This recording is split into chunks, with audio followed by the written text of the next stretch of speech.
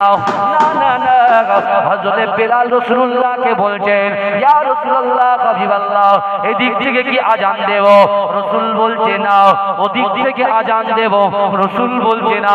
এদিক থেকে আজান দেব? রাসূল বলছে না। এদিক থেকে আজান দেব? রাসূল বলছে না। এদিক থেকে আজান দেব? রাসূল বলছে না। ওই সময় বিশ্বনবী রাসূলুল্লাহ সাল্লাল্লাহু আলাইহি ওয়াসাল্লাম বেলালকে বলছে, ও বাবা বেলাল, না না না, আজকে দিনে আমি রাসূলুল্লাহ তোমাকে হুকুম করলাম কাবা শরীফের ছাদের উপরে দাঁড়িয়ে তুমি আজান দেবে। এ যুবকেরা, হে নবী পাকের উম্মতিরা, আমার রাসূল কেমন নেতা ছিল, আমার রাসূল কত তার বান্দাকে, তার উম্মতকে কত ভালোবাসতো।